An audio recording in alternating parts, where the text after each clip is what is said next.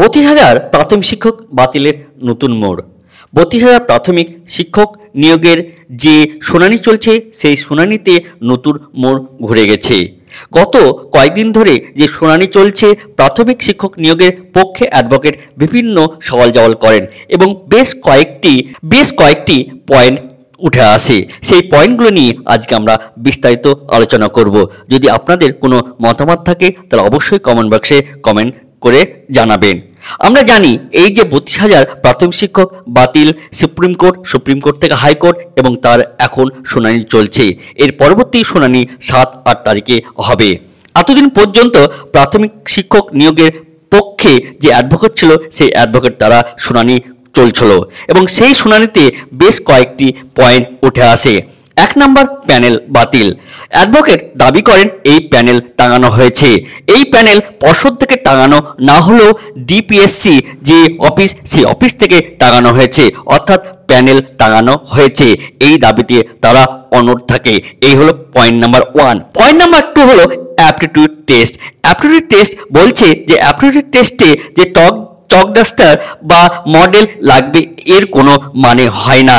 আবার অ্যাডভোকেট তারা বলেছেন যে প্যানেলে যেসব প্রার্থী আছে তাদের যে অ্যাপটিটিউড টেস্ট সেই অ্যাপটিটিউড টেস্ট থেকে যারা বঞ্চিত তারা অনেক বেশি নাম্বার পেয়েছেন, অর্থাৎ অ্যাপটিটিউড টেস্ট হয়েছে এই দাবিও তারা করছেন। অর্থাৎ এই যে দুটো পয়েন্ট, এই দুটো পয়েন্ট কিন্তু খুব স্ট্রং তাদের পক্ষে। 3 নম্বর পয়েন্ট, সেই 3 নম্বর পয়েন্টটি হলো আনটেন্ডের ক্ষেত্রে তারা বলছে যে দুই থেকে বলা হয়েছিল 2017 অগাস্ট মাসের পর থেকে আর কোনো আনটেন্ড নিয়োগ হবে না, কিন্তু দেখা গেছে এরপরও আনটেন্ড হয়েছে। অর্থাৎ 32,000 প্রাথমিক শিক্ষক নিয়োগের ক্ষেত্রে যেসব আনটেন্ড ছিল তারাকেও ট্রেন করে নেওয়া হয়েছে, অর্থাৎ তাদের ক্ষেত্রে আনটেন্ডের কোনো প্রশ্নই আসে না। তো 4 নম্বর পয়েন্টটি খুব স্ট্রং, কেননা এই 4 পয়েন্টটি যখন বিচারপতি রায় দেন তখন তিনি কোনো রাজনৈতিক প্রভাবের ফলে এই রায় দিয়েছেন কিনা সেটাও একবার দেখার বিষয়। কারণ আমরা দেখেছি বিচারপতি তার কিছুদিনের মধ্যেই তিনি তার কোনো এক রাজনৈতিক দলে কিন্তু পদার্পণ করেন এবং এই পয়েন্টটি নিয়ে বারবার অ্যাডভোকেটরা দাবি করেন যে এই যে এই প্যানেল পুরোটাই কোনো রাজনৈতিক দলের প্রভাবে হয়েছে। প্রাথমিক শিক্ষক নিয়োগের পক্ষে যে অ্যাডভোকেট তারাই কিন্তু এই শুনানিতে অংশগ্রহণ করেছেন। এখনো বিপক্ষে যে অ্যাডভোকেট আছে তারা কিন্তু এই শুনানিতে এখন পর্যন্ত অংশগ্রহণ করেননি।